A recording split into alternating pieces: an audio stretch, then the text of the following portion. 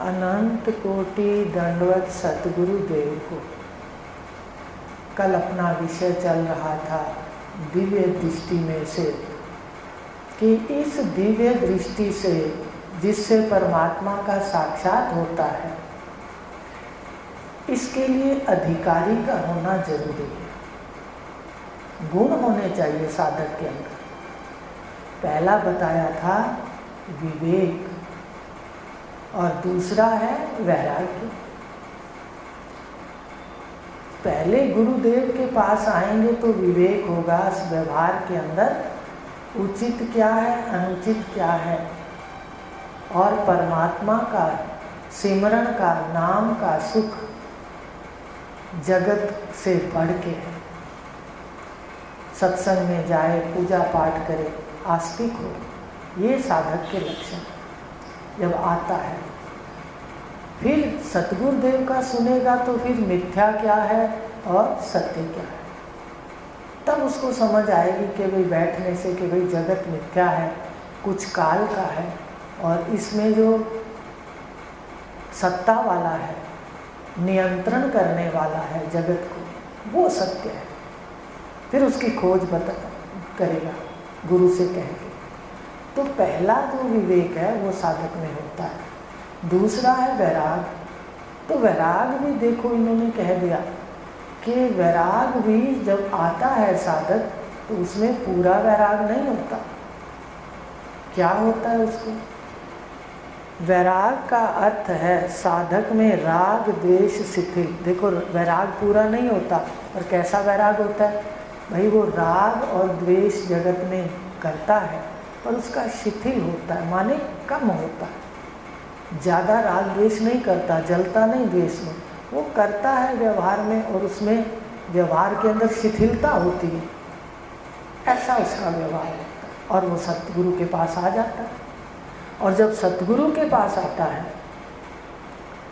राग द्वेष शिथिल हो, दृढ़ता लिए हुए ना हो। कल भी बताया था कि व्यवहार में अब दृढ़ता ना करो, शिथिलता करो, और साधना में दृढ़ता करो, ये होना चाहिए। आत्म ब्रह्म ज्ञान के बिना पूर्ण रूप से वैराग नहीं हो सकता। हो सकता है वैराग, चाहे संन्यास भी ले लें तो भी मन साथ है, वहाँ पर भी मन क्या करेगा? परिवार को याद करेगा, वस्तुओं को याद करेगा। असली वैराग तो इसको मिथ्या जान लेने से है। तब क्या होगा कि संसार में रस नहीं आएगा, चिंतन मनन और परमात्मा के महावाक्य शब्दों में आएगा रस। ये रस आवा, संसार का रस आता है तो परमात्मा का रस नहीं आता। संसार में वो व्यक्ति डूबा रहता है, इसलिए ध्यान देना है। ये साधक के लक्षण बता रहे, और के लिए नहीं है। और जब उसको ज्ञान होता जाता है तो उसके लक्षण है कि उसको नीरस लगने लग जाता है ये जगत। अब आप देख लेना कितना हमें वैराग हुआ, धीरे धीरे होता है। तो जब पहले आता है तो पूर्ण वैराग नहीं होता। वैराग की परिभाषा बताएंगे। जब सतगुरु के पास आता है तो इसको वैराग होता है सच्चे अर्थों में। परंतु यहाँ साधक को ज्ञान से पहले शिथिल राग द्वेष होता है। तत्वज्ञ के मुख से ज्ञान सुनते सुनते सत्य निरावरण हो जाता है। तो क्या है वैराग के लक्षण? कि पृथ्वी लोक से लेकर 11 पृष्ठ पर है, पृथ्वी लोक से लेकर स्वर्ग तक के भोग दोष पूर्ण लगने लगते हैं। पृथ्वी के जो सारे भोग हैं वो तो दोष पूर्ण लगते ही हैं, उनका तो परिणाम दुख दिखता ही है। जिसको परिणाम दुख दिखेगा वो विषयों में क्यों भागेगा बताइए? मान लो जिसको समझ आ गई कि खाने में, मान लो कोई भी कार्य है, उसमें खाते हैं पीते हैं, उसमें परिणाम गलत है या सेहत के लिए सही नहीं, तो नहीं खाएगा। विषयों में जाएगा, उसको पता है हर इंद्री का परिणाम दुख है। कोई भी इंद्री अपने पास है, उसका जितना भोग ज़्यादा होगा वो जल्दी खराब हो जाएगा। तो ये क्या है, ये साधक को पता चलेगा, तब उसको वैराग होगा। फिर लोगों में पता चलेगा कि स्वर्ग तक भी वहाँ राग द्वेष तो है। देखो, जलन और तपन मन देता है, तो स्वर्ग में भी जाके मन शांत नहीं होता, वो तपन ही देता है। तो साधक को आवागमन से, जो उसका आवागमन दिखता है उसको, उससे उसको वैराग होने लगता है कि जितने भी लोग हैं ये कर्मों वाले आवागमन से युक्त हैं, जन्म मरण से युक्त हैं। और जन्म मरण का बड़ा दुख है। जन्म लेना और फिर एक मरना, ये दो दुख थोड़े ही हैं। इसके अंदर कितने दुख हैं, जवानी का देख लो, बचपन का देख लो। योग वशिष्ठ के अंदर भगवान राम भगवान वशिष्ठ से पूछ रहे हैं कि मुझे अच्छा नहीं लगता संसार, तो उन्होंने बचपन, जवानी, बुढ़ेपा सब दुख रूप बताया। तो इस प्रकार जो मननशील व्यक्ति है उसको वैराग हो जाएगा यहाँ से, और स्वर्ग में भी नहीं जाना चाहेगा, क्योंकि वहाँ से आएगा फिर मनुष्य शरीर मिलेगा, फिर अच्छे बुरे कर्म होंगे, तो उसको वैराग होगा। तो साधक सत्य निरावरण हो जाएगा। तो साधक को पृथ्वी लोक से लेकर स्वर्ग लोक तक के भोग दोषपूर्ण लगने लगते हैं, तो उसे जगत से वैराग होता जाता है। अब अगर पूछ लूँ कि क्या थोड़ा सा आपको भी दिखता है, तो आप जरूर कहेंगे भाई थोड़ा थोड़ा दिखता है, थोड़ा थोड़ा अनुभव होता है। तो इसमें परिभाषा है वैराग की, मनन करना है। पृथ्वी लोक से लेकर स्वर्ग लोक तक के भोग दोषपूर्ण लगते हैं। स्वर्ग में सबसे ज़्यादा तो अप्सराओं का आकर्षण है, भोग विलास का आकर्षण है, तो साधक को वो भी वैराग, उससे भी वैराग हो जाएगा, तो दोषपूर्ण लगेंगे। तो उसे जगत वैराग से वैराग होता जाता है, तब वैराग होता है। सुनेगा, जब मनन करेगा तो वैराग होगा कि हर विषय का परिणाम दुख है। तीसरा साधन साधक के पास है षट संपत्ति। तीसरा कौन सा साधन है? वैराग के लक्षण है। अब देखना कि भाई स्वर्ग में जाना चाहते हो, मन से पूछना, फिर देखो कि भाई कैसे बचपन गुजरा, कैसे जवानी गुजरी, कैसे बुढ़ेपे का अब आ रहा है सामने एक पड़ाव, तो आप देखोगे कि जगत के अंदर बड़ा संघर्ष मानसिक हुआ। मन ने बहुत संघर्ष किया यात्रा करने में। मन को मीच करके जो यात्रा करता है वो तो कर लेता है। हमने गुरुदेव की कृपा से मन को मीच के यात्रा को की। मन को मीच के यात्रा करो तो होती है, और मन खुला है तो यात्रा में ये रोता ही रहता है। कुछ हंसता है और हंसने के पल इसको कम दिखते हैं, और दुख के अधिक, क्योंकि दुख अच्छा नहीं लगता ना एक क्षण का भी। तो इस प्रकार ये साधक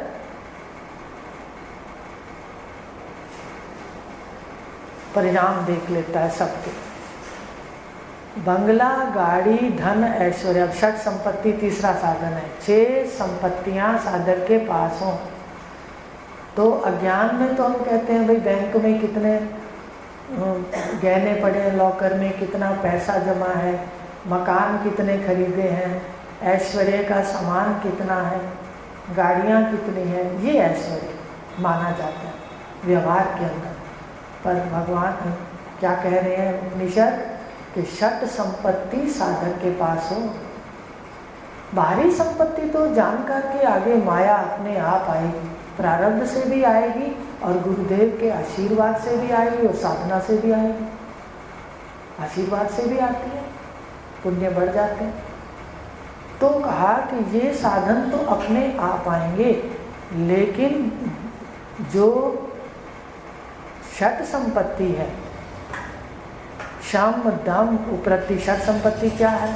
शम दम उपरति, तितिक्षा, श्रद्धा और समाधान, ये साधक के धन है। उसके अंदर कितना सहन शक्ति है, कितना इंद्रियों पर अपना राज है उसका, कितना जगत की बातों से उपराम है, जगत का जो संसार की जो बातें हैं वो कितनी चुनता है, चुगली। जो चुगली करते हैं ना लोग, वो क्या करते हैं, एक जगह से चुग लेते हैं और दूसरी जगह में फेंक देते हैं, और नाम भी रख दिया चुगली। तो ये उपरति का है कि वो कितना इस संसार से उपराम रहता है, भले ही सारा व्यवहार उसके सामने होता है पर उसको चुनता नहीं। उपरति, तितिक्षा, सर्दी गर्मी, कहीं बाहर गया है, स्टेशन पर खड़ा है, गाड़ी में आने में देर हो गई, वहीं उसको शोर मचाने लग जाता है। ये साधक के लक्षण नहीं है।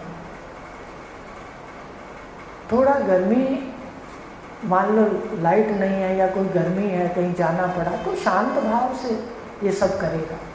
सर्दी गर्मी, कहीं और गए हैं तो भी आराम से वो कार्य करेगा। तितिक्षा माने सहन शक्ति, वो सहनशील होगा। और ज्ञान देने वाले के प्रति भी श्रद्धा होगी। श्रद्धा का क्या अर्थ है? एक तो श्रद्धा है कि उनके वाक्यों पर विश्वास करेगा कि ये सही कह रहे हैं। दूसरा है कि जो वो बोलेंगे वो श्रवण करके श्रुत धा, श्रद्धा में दो शब्द हैं जुड़े हुए, श्रुत किया हुआ, सुना हुआ, धारण हो, ये है श्रद्धा। असली श्रद्धा क्या है कि जो सुना है उसको धारण करेंगे। ये गुरु के प्रति सबसे बड़ी श्रद्धा है। वो तो है ही कि मान करना, आदर करना, नमस्कार करना, दंडवत प्रणाम करना, वो अलग विषय है।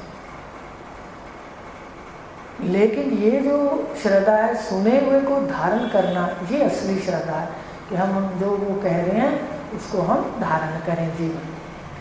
और समाधान, समाधान माने वो शांति वाला होगा। अपने विषयों के जो उसके प्रश्न उठते हैं वो उनको पूछ करके उनका समाधान करेगा, मन उसका समाधान युक्त होगा। अब एक बात आपको बताते हैं कि अगर कोई प्रश्न साधक के हृदय में है, उसके मन में है कि मुझे ये पूछना है, तो उसको जल्दी पूछ लेना चाहिए। नहीं तो वो खड़ा रहेगा वहीं का वहीं, साधना नहीं कर पाएगा। वो बात बार बार आ जाएगी कि भाई इसका पता नहीं क्या अर्थ है, कैसे इससे निकलना है, ये क्या चीज़ है।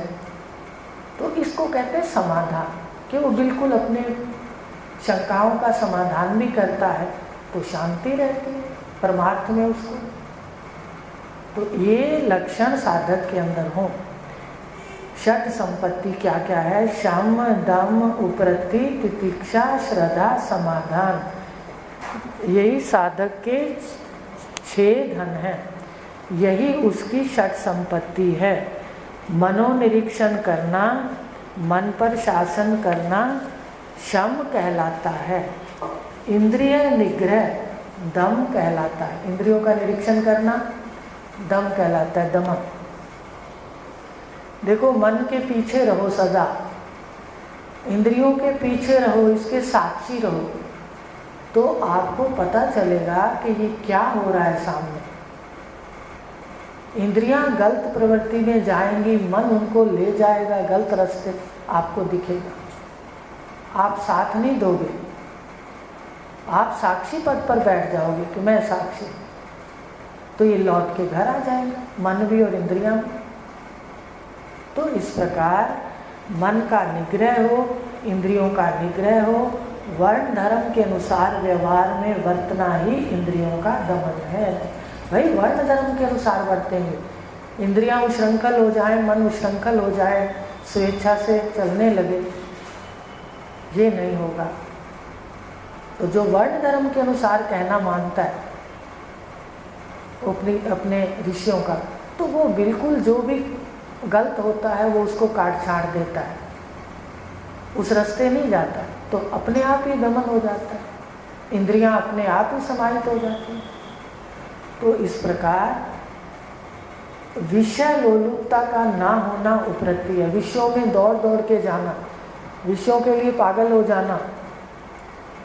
कई बार देखती हूँ, मुँह से तो नहीं कहती, जैसे देखते हैं टीवी में देखते हैं, या ज़्यादा बाहर तो नहीं जाते, पर थोड़ा अनुभव हो जाता है कि दुनिया भाग रही है, विषयों की लोलुपता के पीछे भाग रही है, दूर दूर तक भाग रही है। स्त्री पुरुष सब भाग रहे हैं एक दूसरे के पीछे। ये विषयों की लोलुपता है। अगर आपकी दृष्टि तीव्र है तो आप ध्यान से देखो, तो ये जो लोलुपता है, विषयों के पीछे दौड़ है, उसकी कोई सीमा नहीं है, याद रखना। उसके पीछे जीव भागता है। तो ये लोलुपता ना हो, जो अपने वर्ण धर्म के अनुसार विषय हैं उनको भोगे।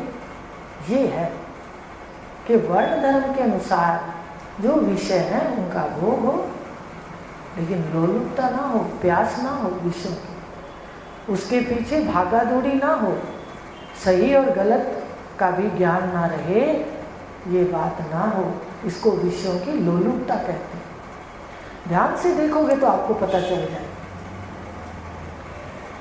सर्दी गर्मी प्रतिकूल अनुकूल में धैर्य रखना तितिक्षा है। ठीक है, तितिक्षा क्या है? सर्दी गर्मी में धीरज से बैठे रहो। ट्रेन अगर थोड़ी देर से आ रही है, लेट हो गई है, तो चुप करके बैठे रहो। नहीं तो देखा करो आसपास लोग इतना शोर मचा रहे होते हैं, लाइट चली जाती है तो घर में शोर मच जाता है। हाँ, क्या रोला पड़ गया, क्या हो गया? अब पड़ोसियों की देख आएंगे ना कि भाई पड़ोसियों की भी नहीं है, फिर शांति है। ये देखो कैसी वृत्तियां हैं। यही होता था पहले, बुरा ना मानना, सबकी बात है ये। अब तो एकदम शांति होती है। किस लिए पूछें पड़ोसी से? वैसे देखे तो कोई हर्ज नहीं कि भाई सारी गई या थोड़ी गई, पर थोड़ी ज़्यादा देर जाए तो करें, इसका ध्यान दें। नहीं तो ये होता था। तो इस तरह कह रहे हैं कि इस प्रकार उसमें धैर्य होगा, जो साधक होगा। ब्रह्म विद्या और इसको देने वाले महान आत्मा को महात्मा कहते हैं। उस महात्मा पर श्रद्धा और विश्वास होना चाहिए। जो कुछ भी उपनिषद कह रहे हैं, सतगुरु बतला रहे हैं, वह सत्य है, ऐसा निश्चय सतगुरु देव पर श्रद्धा है। श्रवण किए हुए सत्य को जीवन में धारण करना ही गुरु के प्रति सच्ची श्रद्धा है। सत्य ज्ञान के प्रति उठी जिज्ञासा का सतगुरु देव के वचनों से समाधान करना ही मन की शांति या समाधान अवस्था है। अब एक और यहाँ पर ध्यान देना है। एक शांति है जो उस प्रश्नों को या ज्ञान में सुनकर जो शंकाएं हैं उनको, उनका समाधान, उनका उत्तर पाकर मन शांत होता है। ये आत्मज्ञान का आखिरी परम पद नहीं है, शांति का पद, ध्यान देना। ये बीच की समाधान अवस्था है, साधना की समाधान अवस्था है। जब हम साधना करते हैं ना तो ऐसा मन होने लगता है, वो शांत होने लगता है। आप सबका अनुभव भी होगा, थोड़ा थोड़ा जरूर होगा। इसको समाधान अवस्था कहते हैं।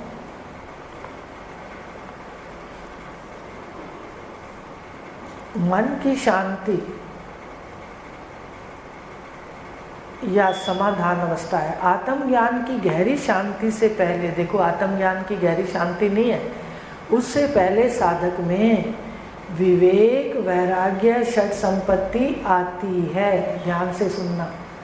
ये जो आ जाती हैं संपत्तियाँ, तो उसका फल होता है अंतःकरण समाहित होता जाता है।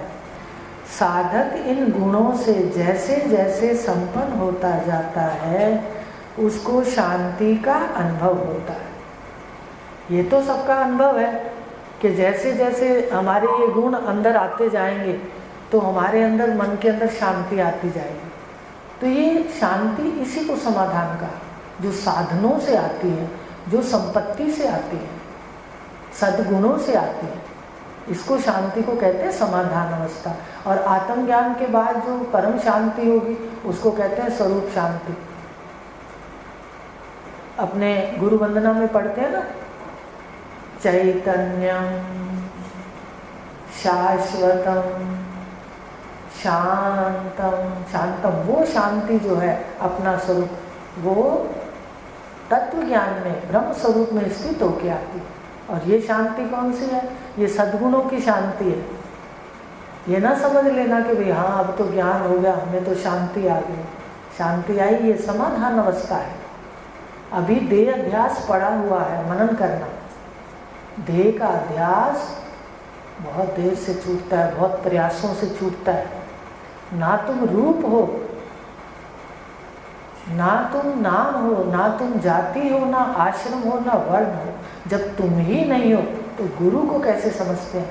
उसकी जाति, उसका नाम, उसका रूप, उसके जितने भी विधि निषेध नियम है वो कैसे पालन करते हैं? जब तक हमारा हृदय ऊपर नहीं उठता तब तक देह अध्यास नहीं जाता। मनन किया करो।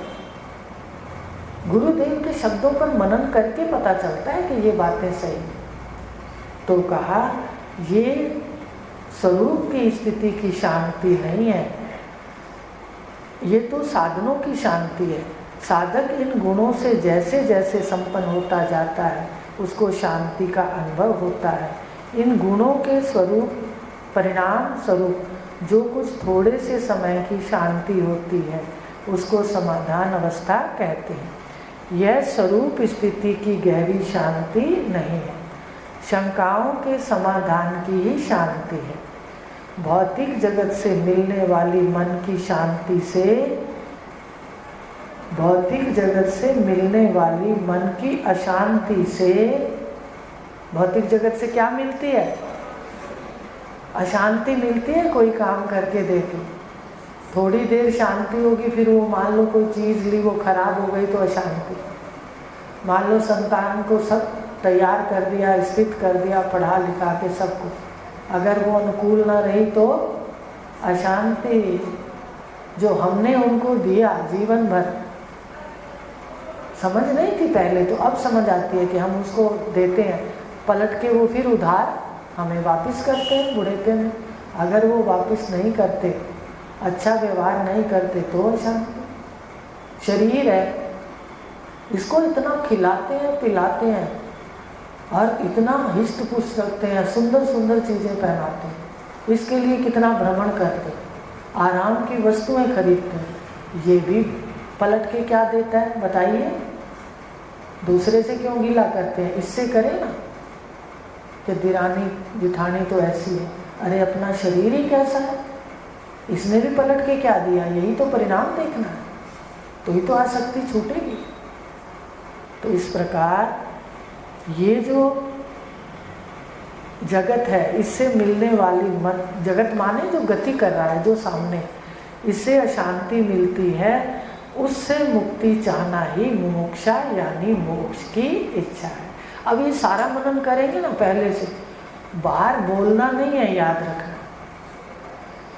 ब्रह्म विद्या मूल में रखनी है, ऊंचा है मूल बुद्धि, वाणी में नहीं रखनी, मुंह में नहीं रखनी, सिर्फ गुरु को आज्ञा होती है, वो हमें सुनाते हैं। बाकी हमने ये बातें ऐसे नहीं करनी बाहर। तो जो ये बातें हैं जो ज्ञान की हैं, उन्होंने कहा ये इस संसार से जो अशांति मिलती है, पूरे सफ़र में देख लो आप, पूरा अपना सफ़र एक दिन खोल के बैठ के देखो आराम से, फिर बार बार मनन भी कर लिया करो वैराग के लिए। तो वो जो अशांति मिली शरीर समेत, अपने शरीर समेत, उससे छूटने की इच्छा को क्या कहते हैं? मोक्ष की इच्छा। रिश्ते नातों से छूटने के लिए तो इच्छा कई बार होती है, क्षणिक वैराग तो बहुत बार हो जाता है। जो शमशान जाते हैं वो भी वैरागी बन के बाहर निकलते हैं, पर 2 ही कदम, तीसरे कदम फिर दुकानों पर भाग जाते हैं। ऐसे ही जो जाता है यहाँ से एकदम वैरागी बन के, झटका खाता है गृहस्थी से और संत बन जाता है, वो बाद में फिर उसको वहाँ दिक्कत आती है। ये क्षणिक वैराग है। तो जो अपना चल रहा है, ये मनन चिंतन करके ऐसा वैराग होगा, आप करके तो देखो, एकदम अपने शरीर तक के सभी परिणाम दुख, तो सभी अशांति दे रहे, तो फिर इसको छूटने की इच्छा है। ये है मोक्ष की इच्छा। इन सब का मोह छोड़ देना। जिस जिसको भी याद किया ना, सारे सफ़र में जो जो मिले, बचपन मिला, जवानी मिली, बुढ़ेपा मिला, अब जरा अवस्था आएगी, तो ये सब क्या है? ये सारा का सारा ये मोह का क्षय करता है। मनन चिंतन करें तो सर्व दुखों की निवृत्ति और परम आनंद की प्राप्ति मोक्ष का स्वरूप है। मोक्ष क्या है? सभी दुखों की, जितने प्रकार के आध्यात्मिक, आदि दैविक, आदि भौतिक, आदि दैविक, आध्यात्मिक जितने भी दुख है, इन सब से मुक्ति होकर परमानंद की प्राप्ति, ये अपना स्वरूप है। इस प्रकार चतुष्टय साधन संपन्न विवेक, वैराग्य, षट संपत्ति और मुमुक्षा से संपन्न इस ग्रंथ का अधिकारी है। तो ये गुण धीरे धीरे क्या करने पड़ेंगे? पैदा। अब ध्यान दो, अपने आप पैदा करने से नहीं होंगे, सिर्फ सुनते जाओ, सबसे आसान तरीका है। कई बार मुझे समझ में आता है कि क्या किया है तूने? सिर्फ स्वाध्याय, गुरु का कहना माना और अध्ययन किया, बस अपने आप सब आते जाते। बस केवल श्रवण के बिना नहीं आएगा। अब देखो, पढ़ते हो तो वैराग नहीं आता घर पे, आता है? बता दो, हाथ खड़ा करो। कोई नहीं करेंगे, मुझे पता है। लेकिन वही श्रवण करते हो तो आपको झटका लगता है कि बात तो बिल्कुल सच्ची। तो घर पढ़ते हो, वो इतना प्रभाव नहीं डालता हमारे ऊपर, इसलिए श्रवण कहा उपनिषद में। आत्मा वारे द्रष्टव्यो श्रोतव्यो, श्रवण करो, फिर मनन भी करो, फिर ढालो भी निधिध्यासन। तो इस प्रकार षट संपत्ति साधन है। अब दूसरे पहलू से देखें तो 6 नहीं है, 9 है। षट संपत्ति माने 6, बाकी कितने बच गए? विवेक, वैराग्य और मुमुक्षा, 9 हो गए। अगर इनको खोल के देखें तो 9 साधन हो जाते हैं। ये सभी गुण ब्रह्म विद्या को पाने की इच्छा रखने वाले के अंदर होने चाहिए। अगर भूले से आ ही गया है और समझ थोड़ा सा भी आने लगा है, अच्छा लगने लगा है, तो फिर पलट के ना जाए। ये ब्रह्मसूत्र कहता है। वो कहता है कर्म से कोई भाग्य से पैर रख चुका, थोड़े से कर्मों से भी, तो वो पलट के ना जाए, उसको जीवन का असली सत्य मिलेगा। वो बैठे, ये कहा। फिर विचार सागर में भी है, फिर लौट के कर्म में ना जाए। कर्म करे पर क्या छोड़े? कर्तापन, कि मैं करने वाला हूँ। कर्म अगर कोई अच्छे लगते हैं, अच्छा काम है, कर लो, पर उसका फल ना लो, उसमें दोनों मिले। व्यावहारिक रूप से देखा जाए तो जब सतगुरु देव के पास साधक